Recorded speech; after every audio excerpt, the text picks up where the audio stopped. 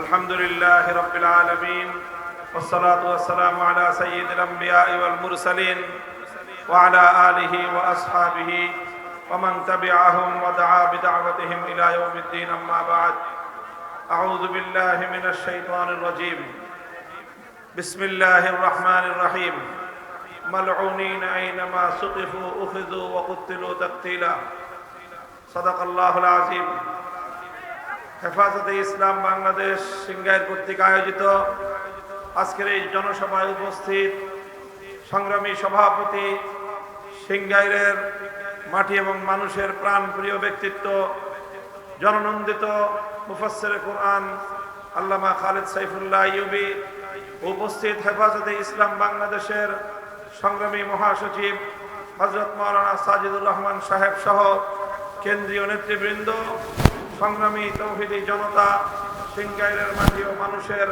প্রাণপ্রিয় এই জনপদের অধিবাসীগণ, সংক্ষিপ্ত কয়েকটি কথা আমরা বলতে চাই।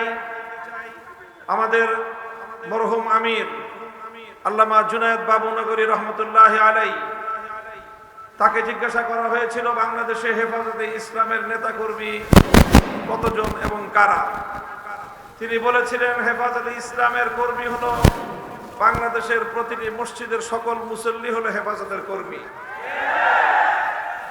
হেফাজতে ইসলামের কাজ হলো বাংলাদেশে ইসলাম বিরোধী যে কোনো অপতৎপরতাকে মোকাবেলা করা। হেফাজতে ইসলামের কাজ হলো এদেশের মানুষকে আলেম সমাজের নেতৃত্বে ইসলামের সুন্দর বিধিবিধানের অনুশাসনের আয়ত্তে এই জাতিকে পরিচালিত করা। এজন্যই বিগত সরকার, আওয়ামী দুঃশাসনের সরকার, ফ্যাসিবাদী স্বৈরাচারী শেখ হাসিনার সরকার বারবার চেষ্টা করেছিল হেফাজতে ইসলামের কণ্ঠকে স্তব্ধ করে দিতে। বিগত সময়ে এদেশে আলেম সমাজের উপর সবচেয়ে বেশি দমন পীড়ন চালিয়েছিল পতিত এই স্বৈরাচারী সরকার। আমরা লক্ষ্য করেছি 2013 সাল এবং 2021 সালে যেভাবে হেফাজতে ইসলামের উপর দমন পীড়ন চালিয়েছিল, শেখ হাসিনা এবং তার দোসরেরা মনে করেছিল হেফাজতে ইসলামকে নির্যাতন করলে দমে যাবে, হেফাজতে ইসলামের উপর হত্যাযজ্ঞ পরিচালনা করলে এদের কণ্ঠ স্তব্ধ হয়ে যাবে। বারবার প্রমাণ হয়েছে জুলুমের মাধ্যমে, নির্যাতনের মাধ্যমে, স্টিম রোলার চালিয়ে অন্য কাউকে ভয় দেখানো যায়, ইসলামের সৈনিকদেরকে দমিয়ে দেওয়া যায় না। তারা বারবার একই চেষ্টা করেছিল, এদেশে কোরআনের আওয়াজকে বন্ধ করে দিতে চেয়েছিল। প্রতিটি জেলায় জেলায় কোরআনের মাহফিলগুলোতে 144 ধারা জারি করে এদেশের মানুষের কাছে কোরআনের বাণী পৌঁছানোর ক্ষেত্রে তারা প্রতিবন্ধকতা তৈরি করেছিল। এই মাওলানা খালেদ সাইফুল্লাহ আইয়ুবী সাহেব অনেক জায়গায় সেই বাধার সম্মুখীন হয়েছেন। প্রতিটি জেলায় জেলায় আমার মাহফিলগুলোতে 144 ধারা জারি করে আমাদের কণ্ঠকে, কোরআনের বাণীকে বাংলার মাটি থেকে মুছে ফেলবার পায়তারা চালিয়েছিল। ইন্না নাহনু নাযালনা যিকরা ওয়া ইন্না লাহু লাহাফিজুন। শেখ হাসিনা নিশ্চিহ্ন হয়ে যাবে, আল্লাহর কোরআনের আওয়াজ তুমি বা তোমার দোসরেরা নিশ্চিহ্ন করতে পারো নাই, ভবিষ্যতেও পারবে না ইনশাআল্লাহ। আজকের এই সময়ে স্পষ্ট কয়েকটি কথা বলতে চাই। এক নম্বর কথা হলো এই, বিগত সরকারের দোসরেরা তারা চেষ্টা করেছিল বাংলাদেশকে, বাংলাদেশের শিক্ষা ব্যবস্থাকে হিন্দুত্ববাদে পরিচালিত করে হিন্দুত্ববাদী আগামী একটি প্রজন্ম গড়ে তুলতে। এদেশের মানুষ বুকের রক্ত দিয়ে সেই ষড়যন্ত্রকে মোকাবেলা করেছে। আমরা সরকারকে বলতে চাই, আমরা যেভাবে বাংলাদেশের মুসলমান, বাংলাদেশের মানুষ যেভাবে হিন্দুত্ববাদকে বরদাস্ত করে নাই, নাস্তিক্যবাদকেও বরদাস্ত করবে না। শিক্ষা ব্যবস্থায় নাস্তিক্যবাদ প্রতিষ্ঠা করবার যে কোনো পায়তারা, যে কোনো মূল্যে আমরা রুখে দাঁড়াবো। এটা আমার আগামী দিনের আমাদের জাতির অস্তিত্বের প্রশ্ন, আমার ভবিষ্যৎ প্রজন্মের ঈমান এবং আকীদার প্রশ্ন। এই প্রশ্নে কাউকে একচুল পরিমাণ ছাড় দিতে আমরা প্রস্তুত নই। দ্বিতীয় নম্বর কথা, কিছু আইনের সংস্কারের নামে বাংলাদেশে পাশ্চাত্যের বেহায়াপনা, অশ্লীলতাকে আমদানি করবার পায়তারা চালানো হচ্ছে। আন্তর্জাতিক মানবতা বিরোধী যে আইন, সেই আইনে সংস্কারের প্রস্তাব এনে ট্রান্সজেন্ডারের নামে সমকামিতা আমদানি করবার দুরভিসন্ধি চলছে। 2 নম্বর, ম্যারিটারিয়াল রেপ নামে, বৈবাহিক ধর্ষণ নামে ঘরে ঘরে আল্লাহ প্রদত্ত স্ত্রীর উপর স্বামীর অধিকারকে উলঙ্ঘিত করবার পায়তারা চলছে। জোরপূর্বক গর্ভধারণকে মানবতা বিরোধী অপরাধ বলে আখ্যায়িত করে আল্লাহ রাব্বুল আলামিন প্রদত্ত স্বামী স্ত্রীর সোনার সংসারে স্বামীর কর্তৃত্বকে চ্যালেঞ্জ করে স্বয়ং আল্লাহর বিরুদ্ধে চ্যালেঞ্জ ঘোষণা করবার পায়তারা চলছে বাংলাদেশে। আমরা পরিষ্কার ভাষায় বলি, যদি এভাবেই আমাদের ধর্মকে, আমাদের ইসলামী আকীদা বিশ্বাসকে, আমাদের চিন্তা চেতনাকে যদি চ্যালেঞ্জ করা হয়, আমরা আবার স্বপ্ন চত্বরে যেতে বাধ্য হব।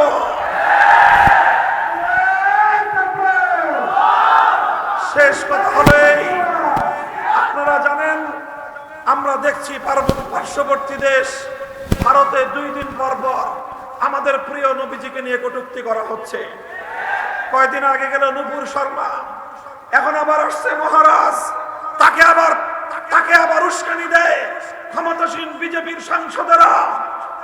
আমরা বলতে চাই, ভারত রাষ্ট্র অনেক বড় হতে পারো, আমার নবীর উপর যদি এভাবেই তোমরা তোমাদের কুৎসারটনের ধারা অব্যাহত রাখো, ভারতের মুসলমানরা মুম্বাই অভিমুখে লাখো জনতার লং মার্চ করে বার্তা দিয়েছে, নবীর ইজ্জতের গ্যারান্টি না পেলে ভারত খান হয়ে যাবে।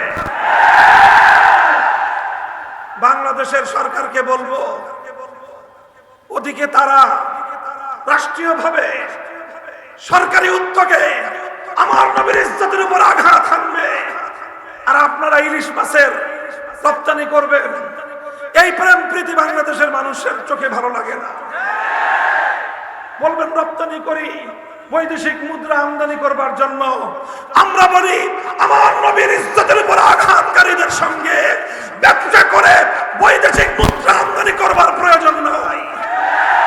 প্রয়োজনে আমরা পেটে পাথর বাঁধবো, নবীর উপর আক্রমণকারীদের সঙ্গে কোনো আপোষ নাই। ভারতের রাষ্ট্রদূতকে তলব করেন, সতর্ক করেন, যদি সতর্ক না হয় প্রয়োজনে কূটনৈতিক সম্পর্ক ছিন্ন করেন।